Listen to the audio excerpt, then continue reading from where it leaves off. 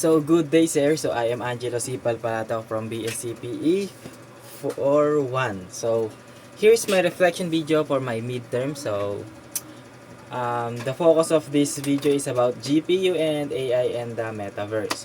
So first of all, what is GPU or graphics processing unit? So you probably already know it as the part of your computer makes. So, well, GPU started as a way to process and display high-quality graphics. So, from the word itself, graphics card po siya, graphics processing unit. So, ang pinaprocess niya is more on graphics. So, they were most used for gaming and video rendering since nakafocus nga siya sa graphics. So, madalas, ginagamit siya sa gaming at sa pagre-render sa pagpapalabas ng mga videos.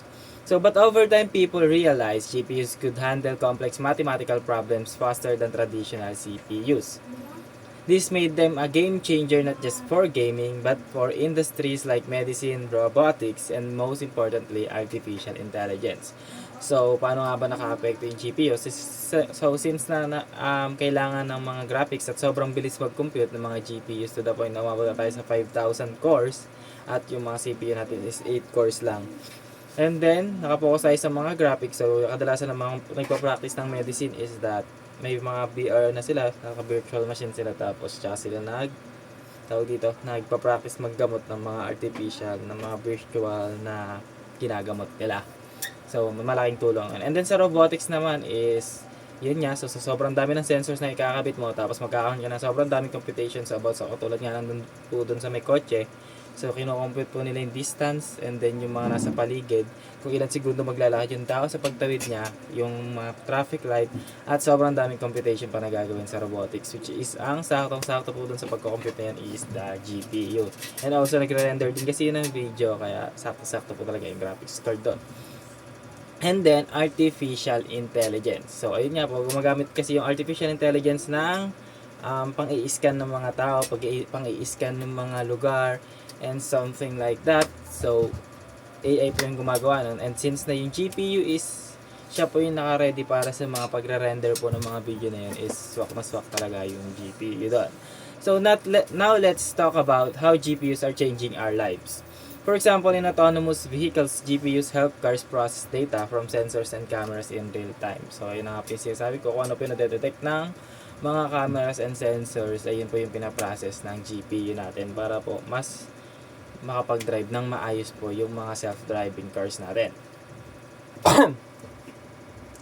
So, imagine trying to drive without your eyes. Nakasarado yung ating mga mata. That's what GPU do for cars. So, since kaya po yung graphical interface natin. So, they give them eyes and brains to make quick decisions. So, sa sobrang bilis po ng magkupit ang GPU natin is, so, sila na po yung nag-aakas brain natin. And then, since na sila po yung nag-handle ng mga graphics at yung mga pagre-render po ng mga video is sila po yung nagiging mata natin sa self-driving cars. So, but there's more. Saan ba yun? Possibly in 3D words. So, and then there's the metaverse. GPUs make it possible to create realistic 3D worlds where we can work, play, and connect. It's crazy to think that one day we might attend classes or even build entire cities in the metaverse all powered by GPU. So, since na nakapokus nga po yung GPU sa mga graphics po natin, so malaki po yung gamit niya sa mga metaverse. So, since na alam naman po natin na pag nag-virtual machine tayo is that graphics po yung pinaka-kailangan natin since na puro pag-render po yun ng video, pag-render ng mga tao. At yung tipong a-attend po tayo ng klase na naka-AI na po, naka-virtual na lang po yung mismo katawan natin. Hindi lang po yung mukha natin na binivisualize po natin natapos natin sa camera, kundi yung buong mind po natin nakapasok na sa VR box and then boom! Pwede kang umupo sa klase na kunwari nandun ka talaga sa area na yun, but then nandun ka lang sa kwarto mo at nakasuot ka ng VR box. Steve, how prutas? So, but there's more digital twins, for example. Let companies create virtual models of real-world objects or even entire system. This could revolutionize engineering and healthcare, allowing us to test and perfect design before building anything in the world. So, ito na po yung tinatawag natin na augmented reality. So, yung virtual reality po kasi is yung utak mo parang magta-transmit papunta doon sa another universe.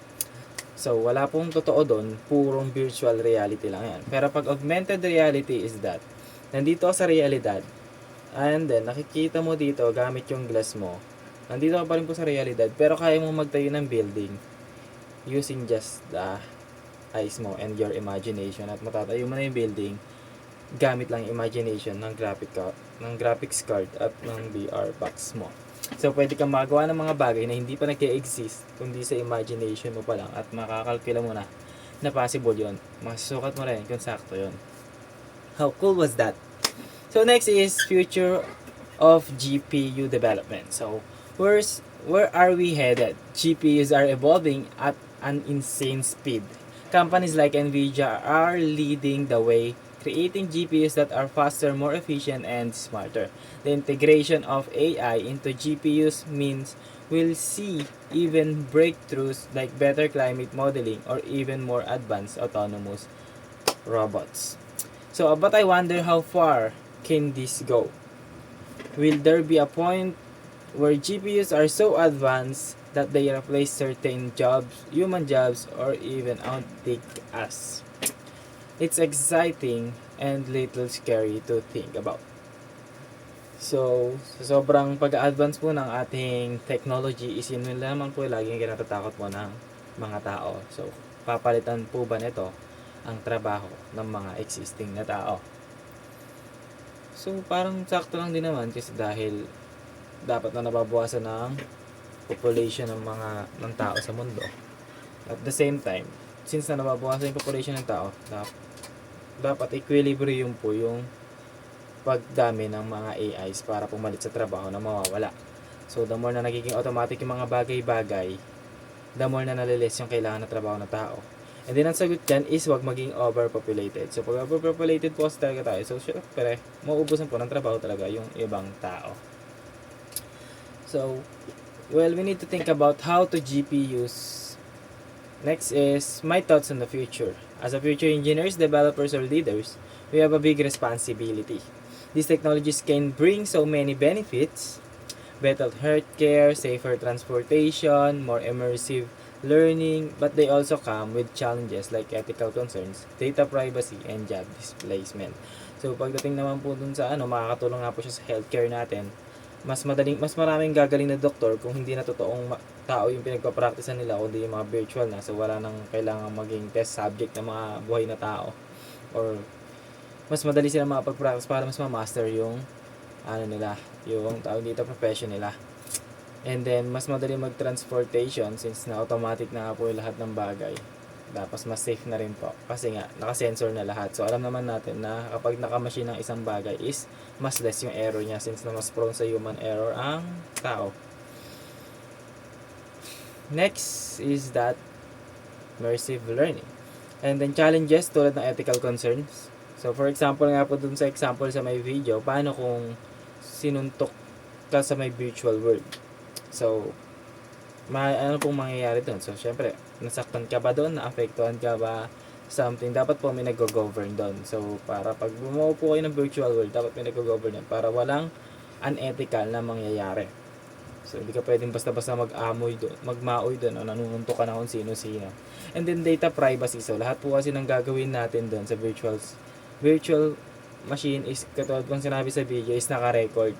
So, meaning, kapag may ginawa kang kabalastugan or something, naka-record po yun sa may server ng gumawa ng world na yon. And then next is job displacement, na sabi ko na po yung kanina. So, we'll need to think about how to use GPU and AI responsibly. How can we make sure this technologies benefits everyone, not just a few? So, dapat po, everyone yung mag-benefits doon. At hindi lang yung basta may kayang bumili. So, personally, I'm super excited about what's ahead. AI and GPU are giving us tools to solve problems we couldn't even imagine before. But we need to keep asking questions and learning as we go.